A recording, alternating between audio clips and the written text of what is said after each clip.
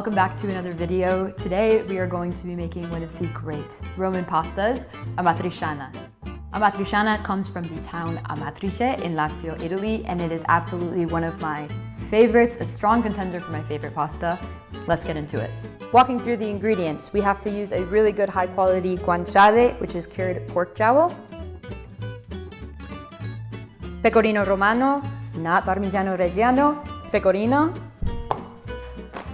I like to use rigatoni or bucatini. We're using rigatoni. This is also a really good quality pasta. Black pepper, always freshly ground.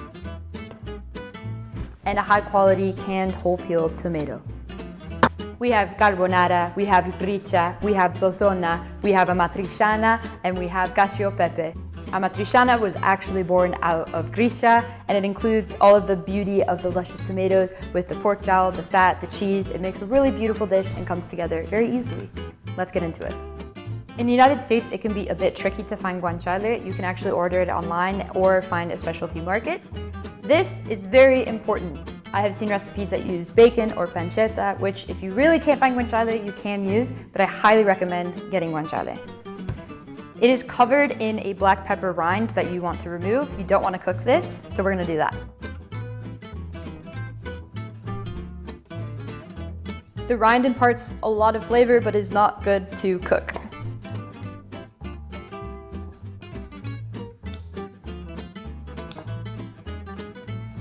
So here you can see a good combination of the really fatty piece and the leaner piece, and you want a little bit of both in each.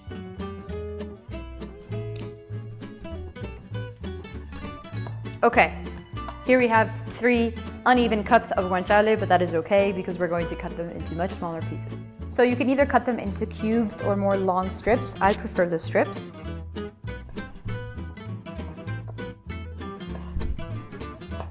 If you can get both a little bit of the fatty part and the lean part in one bite, it's perfect.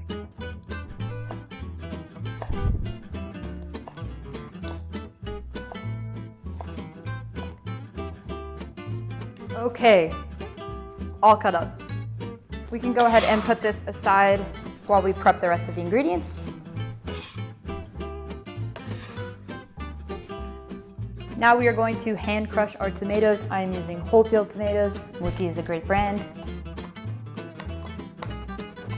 1 second. Oh my goodness. Okay.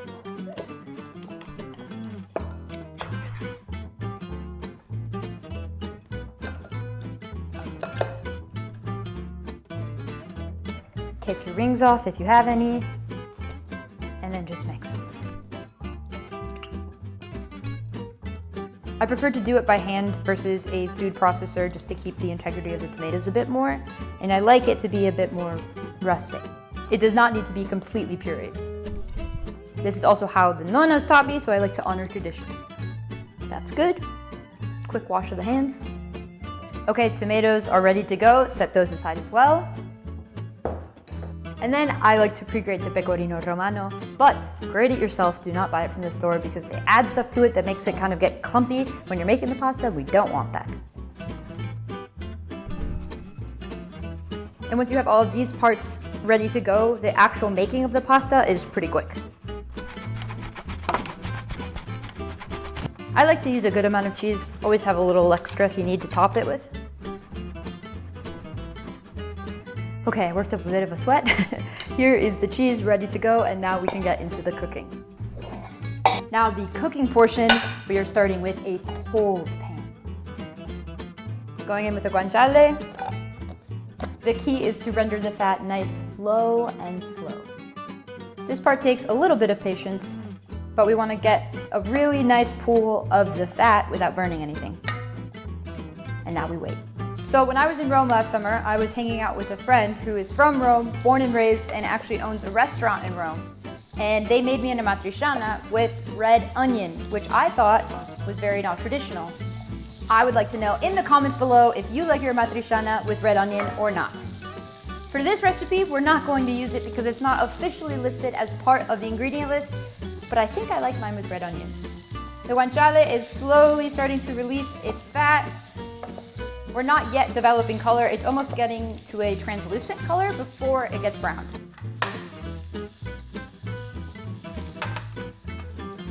We're getting there. We're getting almost to a nice golden brown, and then we will remove.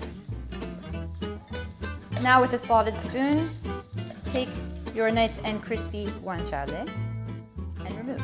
You want them to be nice and crispy, but again, not burnt. And when you take them out of the oil, they're still getting a little bit of color. Some of the pieces with more fat need a bit more time to crisp up, but this is really the longest part of the recipe. So now we have all of this glorious fat, but it is a bit much. So we are going to remove some of the oil.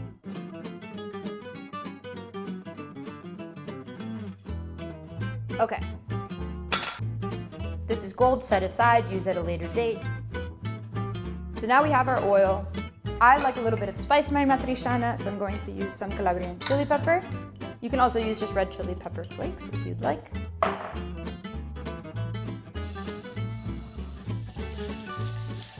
Let that kind of bloom in the oil for a second. And then our tomatoes.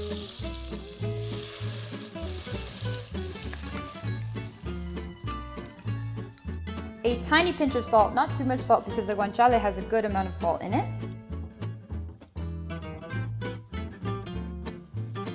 Some fresh black pepper.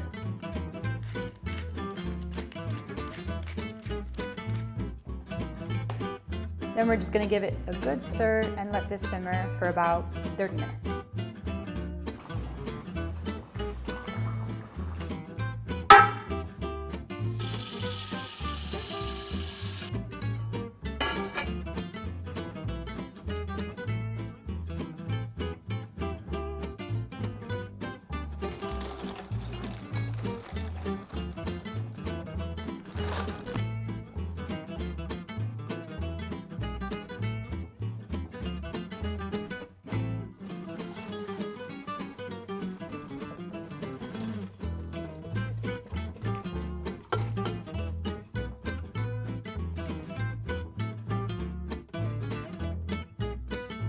Our sauce has reduced quite a bit.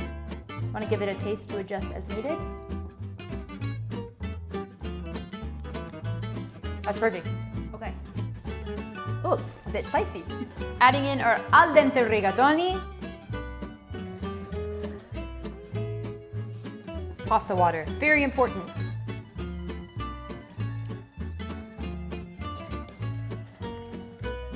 We want to finish the pasta in the sauce for the last 1 to 2 minutes of cooking. We're going to take about 3/4 of our guanciale, leaving a little bit to top at finishing.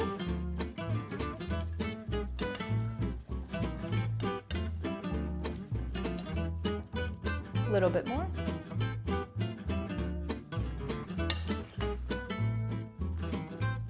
Needs like 30 more seconds. Now we're going to cut the heat. That was dramatic, but cut the heat.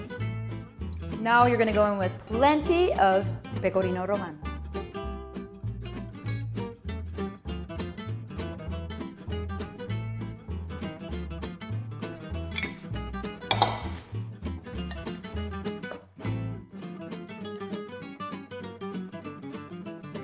And then we're gonna give it a quick toss or mantecare.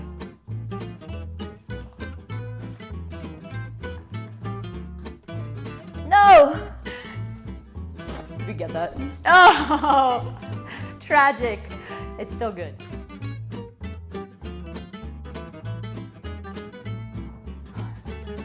Good. Now we just need to plate.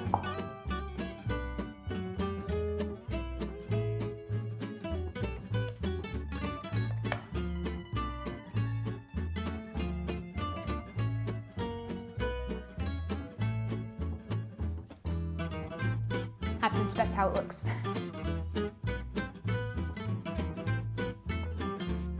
Then we are going to top with the remaining crispy guanciale.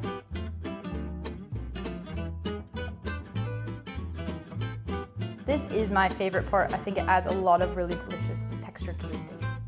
And then we're just going to finish with a little bit of pecorino.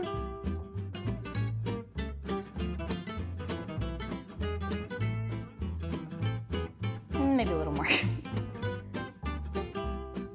Now, traditionally you do not add basil, but I think it adds a nice pop of color, and I love basil, so omit if you don't want it, but I have been taking care of this basil plant for months, and some of the leaves are a bit funky and some are doing really well. So we're gonna use this.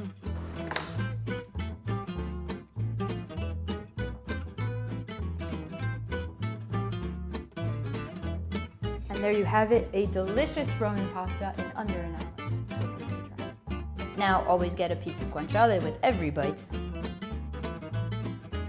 Buon appetit.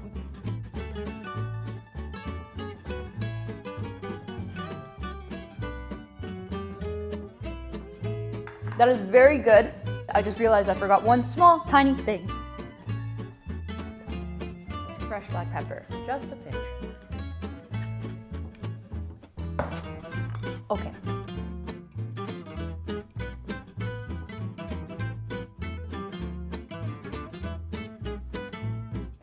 Okay, this is actually one of the best Amatricianas I've ever made. It's got a slight, nice kick and is really good to make for impressing your friends or family. If you enjoyed this video, please like it, comment below what you would like to see next, subscribe, send it to a friend who wants to make pasta with you, and I'll see you next time.